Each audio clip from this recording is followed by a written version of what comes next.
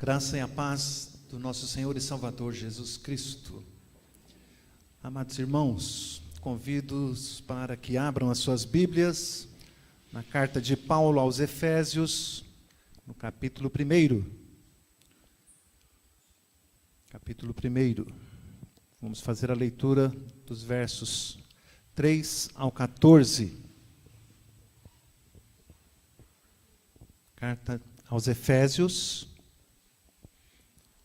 capítulo 1, do 3 ao 14. Senhor Deus, toma-nos em tuas mãos nesta hora, Senhor Deus. Rogamos por graça e misericórdia. Fala conosco. Enche, Senhor Deus, do teu Espírito Santo o teu servo, para que possa transmitir com fidelidade a tua palavra. Possa alcançar aquele que está abatido, aflito, cansado. Possa alcançar, Senhor Deus, aquele que está sem esperança. Que possa ouvir a tua voz no poder do teu Espírito Santo. No nome santo do teu Filho amado que rogamos. Amém.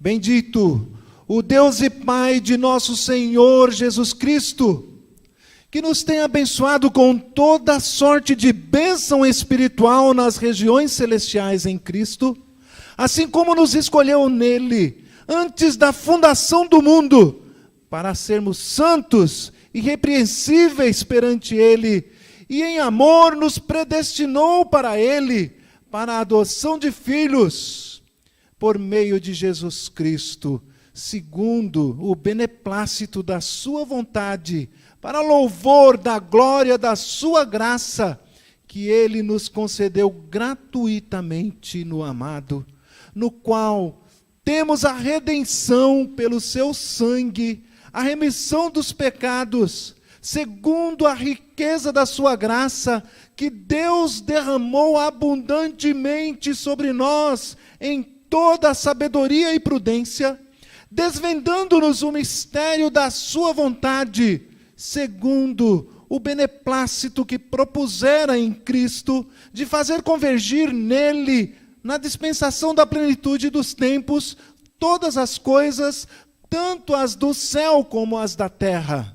Nele digo, no qual fomos também feitos herança, predestinados segundo o propósito daquele que faz todas as coisas, conforme o conselho da sua vontade, a fim de sermos, para o louvor da sua glória, os que de antemão esperamos em Cristo, em quem também vós, depois que ouvistes a palavra da verdade, o evangelho da vossa salvação, tendo nele também crido, fostes selados com o Santo Espírito da promessa, o qual é o penhor da nossa herança, até ao resgate da sua propriedade em louvor da sua glória. Quando olhamos para esse texto, meus irmãos, não tem como o coração não se encher de alegria. A emoção toma conta. É como este cântico que acabamos de cantar, né? Falando da graça, da misericórdia, do amor de Deus. E quando nós lemos os Salmos, nós percebemos facilmente que ali é um livro de cânticos, que ali tem um cântico, tem um hino, tem uma adoração, mas na carta não é tão perceptível. E é necessário dizer que trata-se de um hino de louvor e adoração, um hino admirável de expressão de louvor ao Todo-Poderoso e único Trino Deus. Difícil é lê-la, difícil é contemplá-la sem sentir a alegria, a paz, o perdão e o amor de Deus para conosco. Embora esteja fluindo de um coração sincero e esplendidamente esclarecido, o do apóstolo Paulo, é também uma expressão de louvor inspirada pelo próprio Espírito Santo de Deus, o qual a tudo ilumina e tudo conduz conforme a vontade do Todo-Poderoso, de onde procede toda virtude, toda capacitação para a nossa compreensão. Nós estamos acostumados a responder a pergunta do catecismo: qual é o fim principal do homem? E todos nós sabemos, o fim principal do homem é glorificar a Deus e gozá-lo e alegrar-se nele para sempre, conforme fala o nosso catecismo de fé, que nós confessamos diante de todos. Mas qual é o fim principal de Deus? Talvez você não tenha parado para pensar nisto. Qual é o fim principal de Deus? Porque Ele faz todas as coisas. E então nós vamos tentar responder esta pergunta neste estudo, nesta meditação, nesta noite. Teólogos têm se debruçado sobre este assunto e aqui nós encontramos a resposta a esta pergunta. Este hino de adoração possui uma estrutura maravilhosa, onde percebemos um louvor sublime ao Senhor. Quando Paulo inicia o cântico dizendo: bendito seja o Deus e Pai do Senhor Jesus Cristo. Bendito, isto é, que se fale bem, que o louve, que o adorem, pela bênção espiritual que nos foi concedida gratuitamente no amado. Assim como houve uma participação efetiva da Santíssima Trindade lá na criação do mundo, antes da criação, houve uma participação na arquitetação de um plano perfeito para a salvação da humanidade. A participação do Pai, do Filho e do Espírito Santo no plano da salvação. O que Paulo chama aqui de bênção espiritual nas regiões celestes é, na verdade, o plano perfeito para salvar. Nós podemos olhar para o texto e ver que ele fala toda sorte de bênção. Dá uma impressão plural, né? Todavia, ele está falando de bênção espiritual no singular. É a salvação, de onde vêm todas as demais bênçãos. O desfrutar da presença de Deus, da riqueza da sua presença, de ter comunhão com Ele, toda sorte de bênção espiritual na bênção da salvação. Esse, portanto, é o tema da nossa mensagem, a bênção espiritual e a sua finalidade. A bênção espiritual, ou seja, a salvação, e a sua finalidade. O que o texto nos ensina, o que este cântico nos ensina nesta noite. Vejamos como ele nos abençoou, como foi feito esse plano da salvação. O apóstolo então divide o hino de adoração em 3 estrofes, uma divisão bem tranquila, bem clássica aqui para nós meditarmos, né? O apóstolo divide em 3 estrofes, nas quais podemos perceber a ação do Deus Trino, o Pai, o Filho e o Espírito Santo. Na primeira estrofe, obviamente, ele está falando a respeito da bênção espiritual provinda do Pai, que nos escolheu. Esta é a grande bênção que nós temos. Nos escolheu nele, ou seja, em Cristo.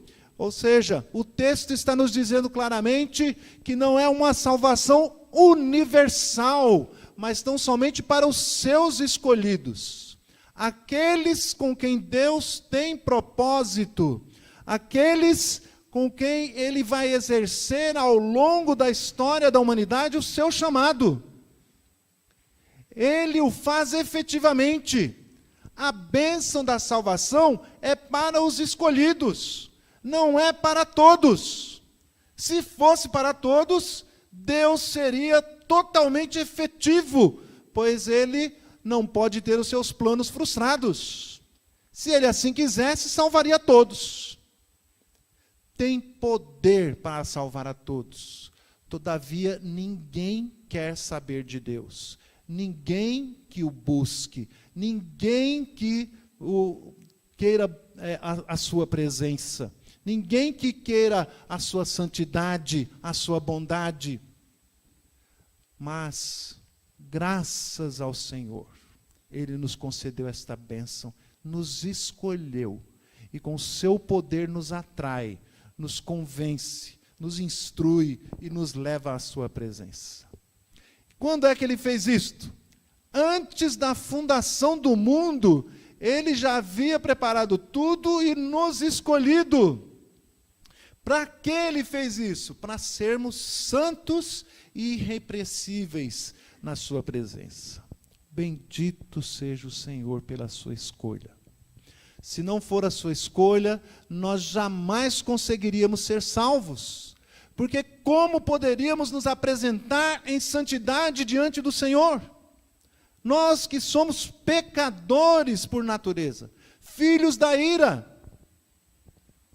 Mas o Senhor nos escolheu no seu Filho para sermos santos. E através dele é que somos santificados. É que alcançamos esta bênção da santificação. Por isso, quando nos reunimos aqui, ou nos dirigimos a Ele, mesmo em casa, sozinhos, em oração, nós temos que falar nele, em nome dele, no nome do Senhor Jesus. É Ele que nos qualifica, é Ele que nos capacita, que nos torna aptos a comparecer diante de Deus. Nem mesmo o nosso louvor, nem mesmo a nossa adoração, nem tampouco as nossas petições poderiam ser feitas se não fosse pela santificação do seu Filho amado. E por que Ele fez isso? Pura e simplesmente por amor, é o que está dizendo no versículo 4. Por amor, tão somente esta é a razão pela qual Deus nos escolheu. Não é pelos nossos méritos, não é pelo que nós fazemos, porque se fosse assim, certamente estaríamos perdidos eternamente. Todavia, o resultado da sua escolha é que Ele nos fez filhos. Todo aquele que crê, deu-lhes o poder de serem feitos filhos de Deus. Mas só há um Filho de Deus, o unigênito do Pai. Todavia, o Senhor nos adotou para fazermos parte da sua família. É grandioso o amor de Deus para conosco. Então, eu cito como exemplo do grande amor de adoção daquele jogador de futebol, Roberto Carlos. Todos se lembram dele, que tinha um chute muito forte, né? O Roberto Carlos foi adotar uma criança e ele disse o seguinte para a liderança da creche, né, onde ele foi adotar. Qual é a criança que ninguém quer adotar? Porque é muito fácil. A gente quer demonstrar amor, quer demonstrar carinho, mas quer tirar alguma vantagem sobre isso. E escolhe a criança mais bonitinha. Se tiver um olhinho clarinho, né? Cabelo espigadinho, tudo assim a gente faz questão. Mas ele faz uma petição interessante, admirável. Qual é a criança que ninguém quer adotar? Apresentaram para ele uma criança com a síndrome, que eu não sei dizer qual é, não vou me arriscar a falar, depois vocês pesquisam. A criança que ninguém queria adotar, cheia de problemas. Então é essa que precisa da minha ajuda. E levou essa criança. Assim somos nós diante de Deus. Somos totalmente, unicamente merecedores, tão somente do inferno, precisando da graça, da misericórdia, do amor de Deus que nos amou incondicionalmente. Por assim dizer, seríamos aqueles que ninguém quereria adotar. Mas o Senhor disse, é esse que precisa de mim. E nos adotou. E então, em amor, nos predestinou. A predestinação, amados irmãos, termo difícil para a nossa compreensão. Mas a predestinação, aqueles a quem o Senhor predestinou, escolheu, determinou, são aqueles que vão ouvir a sua voz, vão atender ao seu chamado, a sua correção, a sua instrução, vão se arrepender dos seus pecados, porque o Senhor os moveu de tal forma a nos convencer e a nos conduzir ao seu caminho. Nisto Ele nos predestinou. Não é apenas que nós cruzemos os braços. Se Deus já predestinou, não precisa pregar para ninguém. Se Deus já predestinou, então eu vou continuar pecando. Porque se Ele me escolheu, está escolhido, não tem como voltar atrás. Não. A demonstração de que nós somos escolhidos, a prova é quando nós nos arrependemos e procuramos andar em santidade, andar na sua presença. Aí pode-se perceber aquele que foi escolhido, aquele que foi predestinado, adotado por meio de Jesus Cristo. Ele então nos dá o poder de sermos feitos filhos de Deus. Mas por que razão Ele fez isso? Diz a palavra de Deus.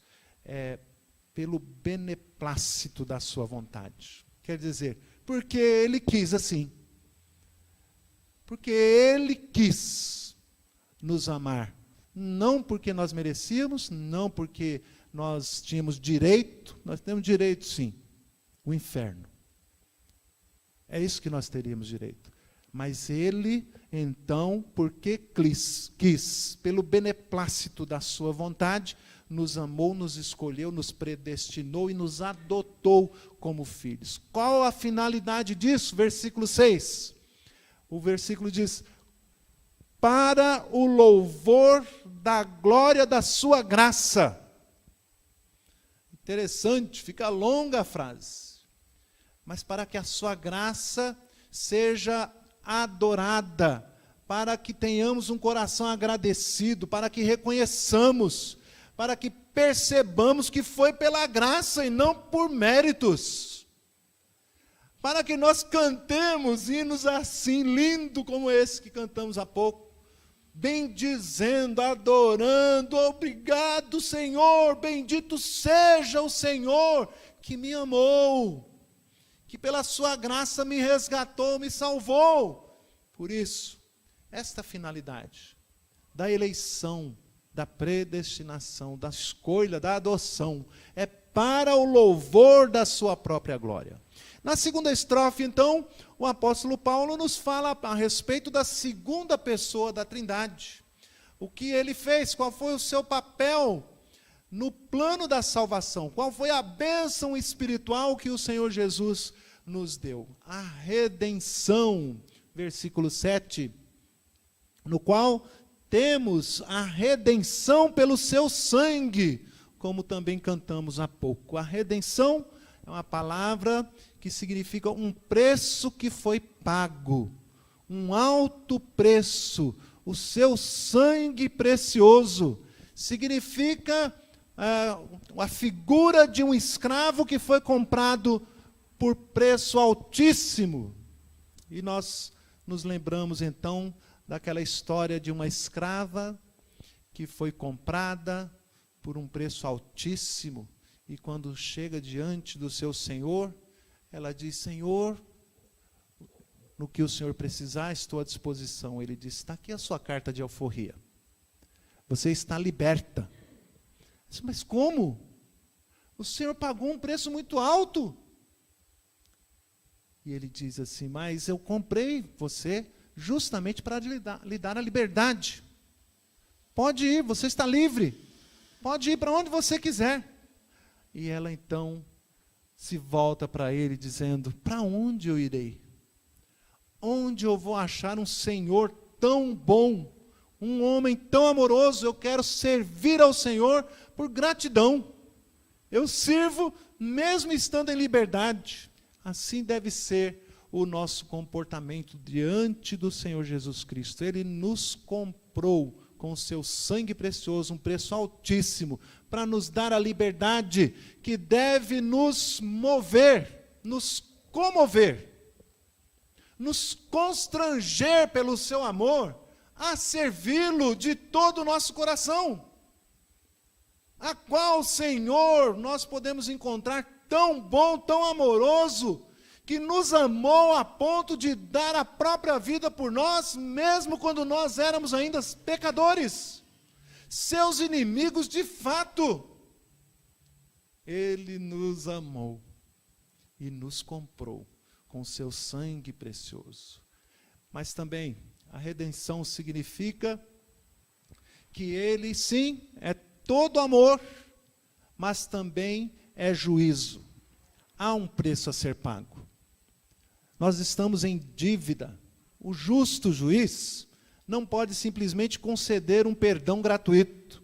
Ok, você roubou, matou, está perdoado. Não precisa pagar, não, que você deve. É semelhante a alguém que deve para você uma fortuna e você dizer, não precisa pagar nem um centavo. Pode isso. Difícil, não é, de acontecer. Muito difícil. O justo juiz não pode perdoar alguém sem ser punido, sem que o preço seja pago. E nós todos somos devedores diante de Deus, porquanto pecamos muitíssimo, de manhã, de tarde, de noite, ao levantar, ao deitar. Uma conta altíssima não teria como pagar a nossa dívida. E se há uma dívida, há um devedor, tem que ser pago o preço devido. A nossa dívida são os nossos pecados. E como está escrito, sem derramamento de sangue, não há remissão de pecados. Logo, eu, arrogante que sou, o que era, fui transformado, bendito seja o Senhor. Eu logo diria ao Senhor, ok, precisa derramar o sangue, me pendura então na cruz, desce aí o chicote, ponha os pregos em minhas mãos, fura minha cabeça com a coroa de espinhos, derrama o sangue necessário, enfia a lança no meu lado. Talvez o Senhor dissesse, saia da minha frente, estou a ponto de vomitar-te. Você não é puro, não é limpo, você está manchado, está sujo, o teu sacrifício não serve.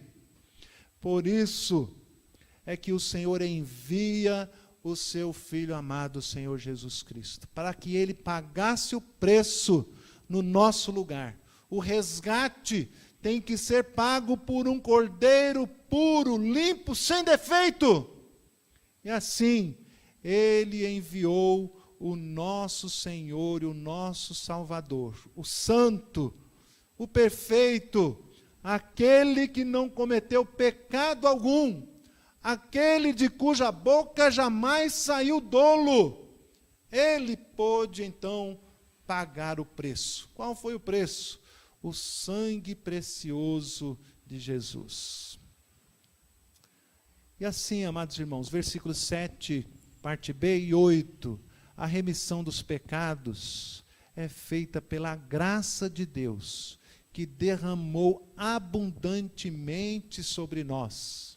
É espargido o sangue do Cordeiro de Deus, aquele que foi representado no Antigo Testamento, por um cordeiro inocente, que toma o lugar do pecador.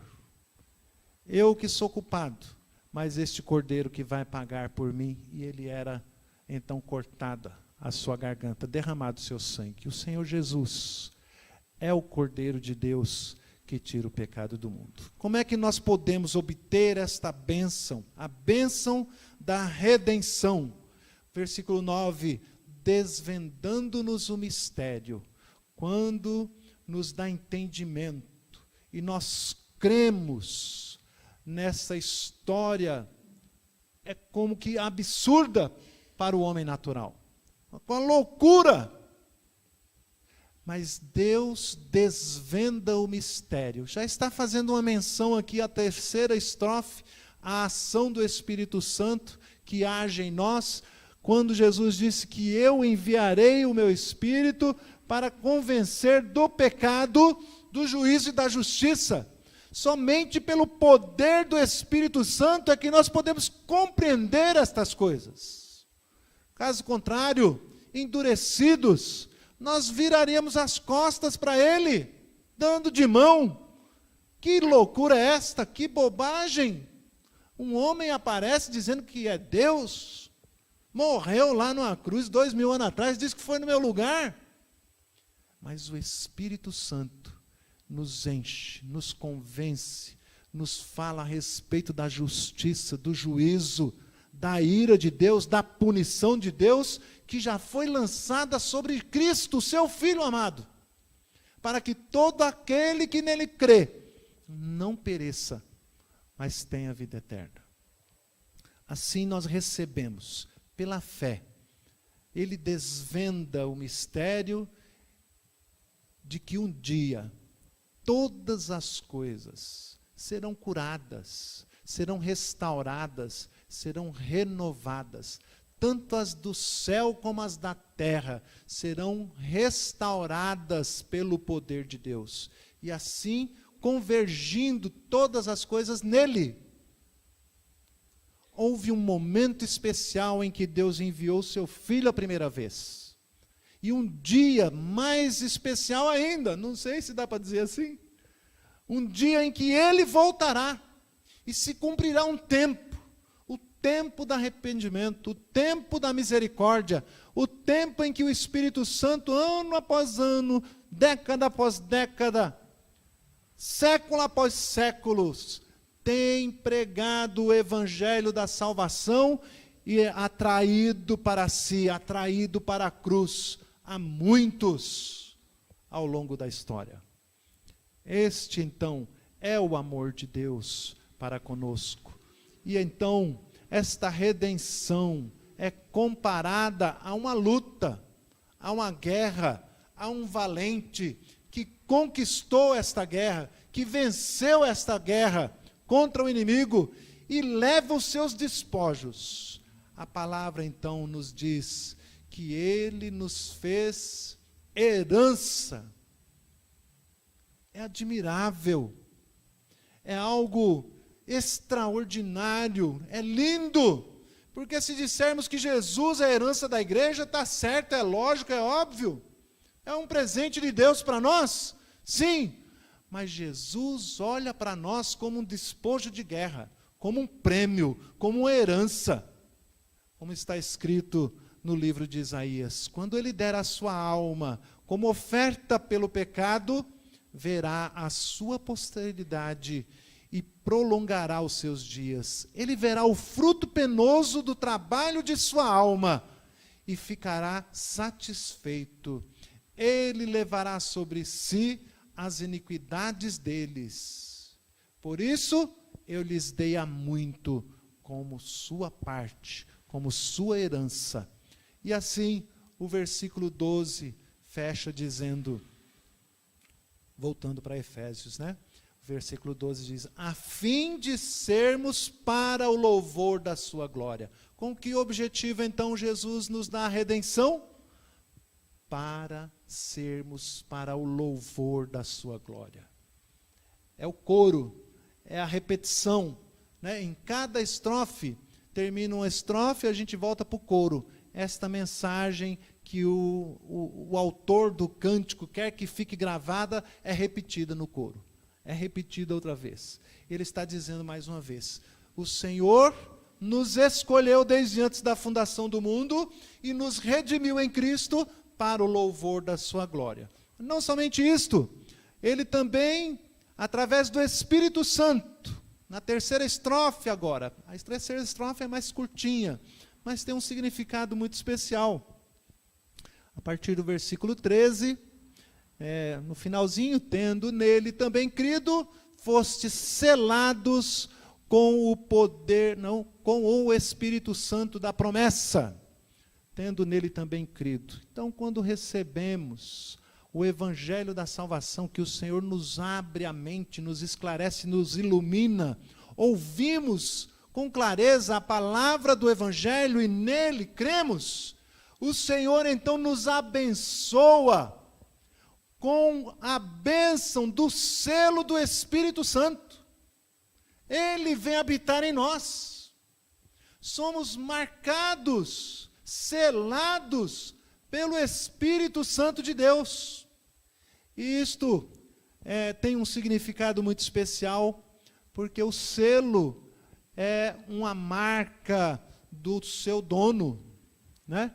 É semelhante à negociação do escravo, quando então o seu senhor comprava os escravos, marcava os escravos com o seu selo, ia embora e mandava então os seus empregados buscar os escravos. Chegando lá, eles saberiam quem eram os seus escravos, porque estavam marcados com ele. É para identificação. Nós somos identificados diante de Deus, selados pelo seu Espírito Santo. Tem também uma proteção do selo. São meus escolhidos, são meus resgatados, por quem eu paguei preço altíssimo, e estão marcados, pertencem a mim, não toquem nos meus ungidos. Selo também de proteção da parte de Deus para conosco, para com a sua igreja. O selo também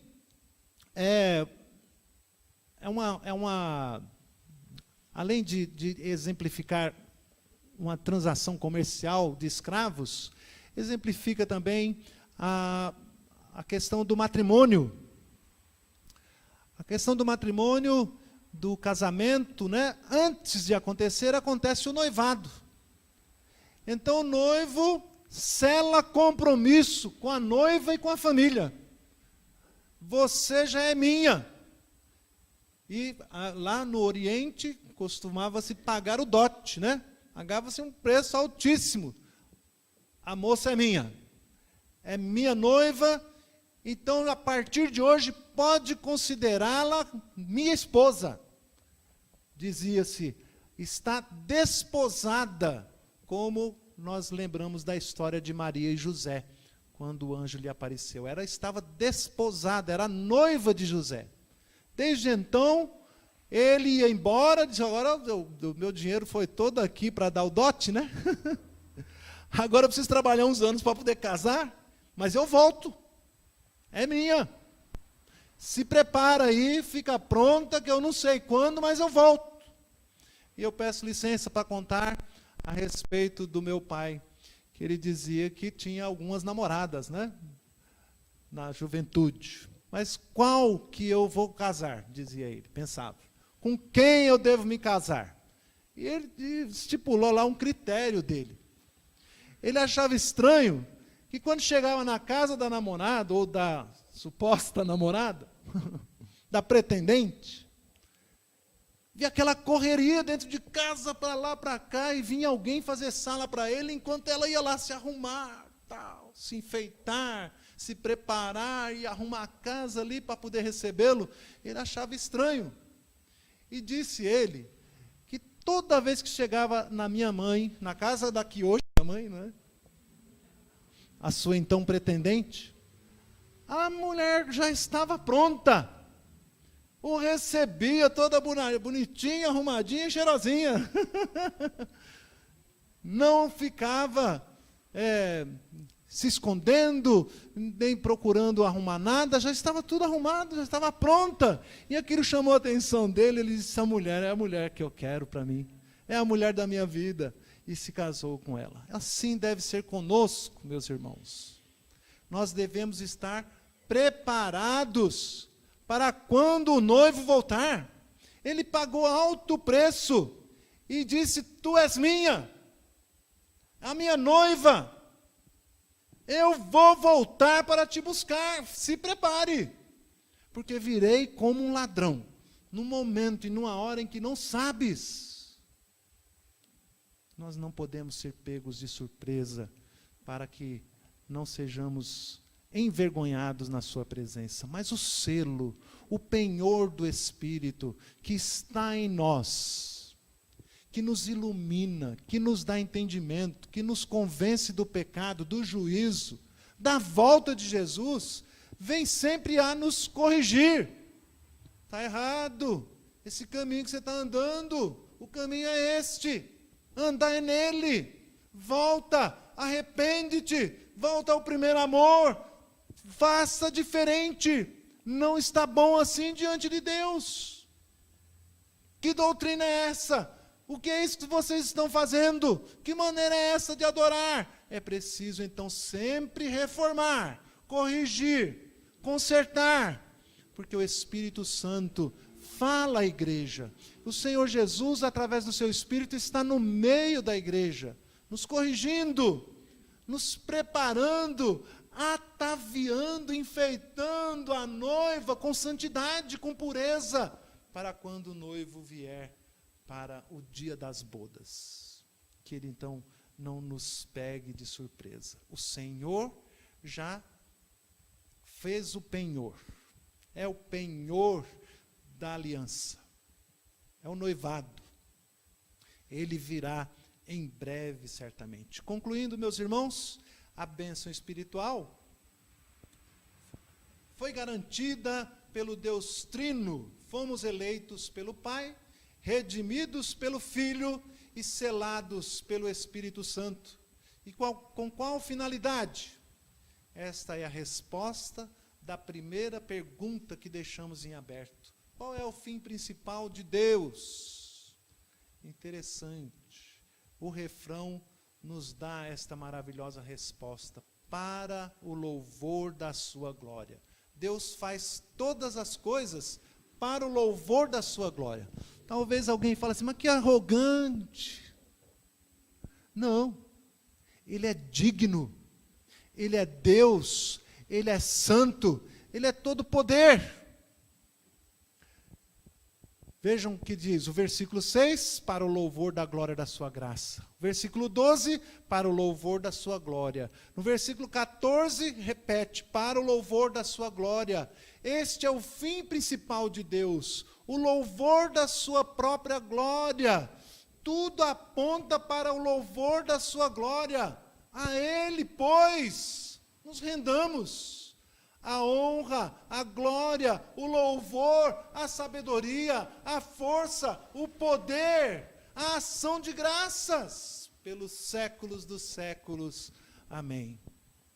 Em suma, nesta expressão de louvor e adoração, somos informados a respeito deste plano maravilhoso da salvação, a bênção espiritual que recebemos da parte do Deus Trino, para o louvor da sua glória. Ele nos presenteia com esplêndidas bênçãos espirituais, com a finalidade de sermos conduzidos ao propósito pelo qual nós fomos criados. Louvá-lo, adorá-lo e gozá-lo, desfrutar dele para sempre. E assim, meus irmãos, o que devemos fazer?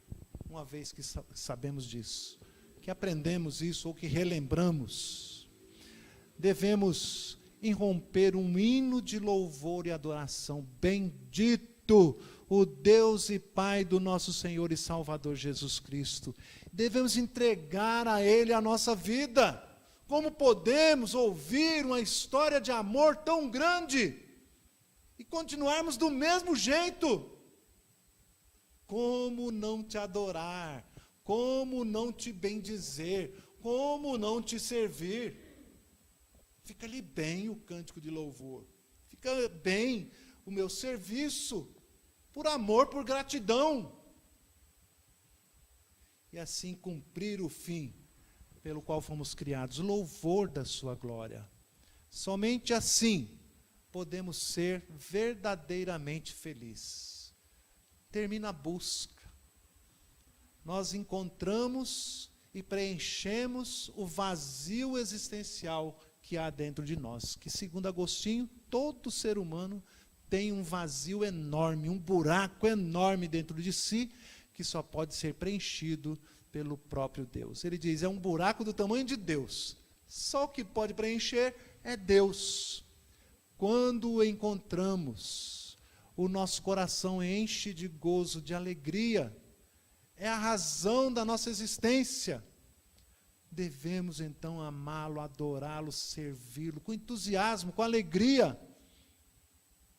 Porque será a nossa vida eternamente. É um presente gracioso, maravilhoso. Se não for preenchido por Ele, não encontraremos a paz real, nem tampouco o sentido para a vida. Se não recebermos o presente, o dom, as bênçãos espirituais concedidas pela Santíssima Trindade, não poderemos ser felizes. Todo aquele que crê, então, será salvo. Este é o presente. Esta é a bênção espiritual nas regiões celestes. Todo aquele que crê será salvo da ira de Deus, salvo das suas angústias existenciais, salvos do inferno, que em suma, o pior do inferno não é o fogo, mas é a mente ardendo, queimando por séculos a fio. Era tão fácil, bastava crer, bastava receber Jesus como meu Salvador, e eu não quis. O arrependimento, a dor eterna. Portanto, meus amados irmãos, creia, tema-o, santifique-se, leve-o a sério, leve a sua palavra a sério, a sua exortação, santifique-se na sua presença, seja um crente fiel e verdadeiro para a glória do Senhor. Amém, queridos? Passa a palavra então ao reverendo Orlando.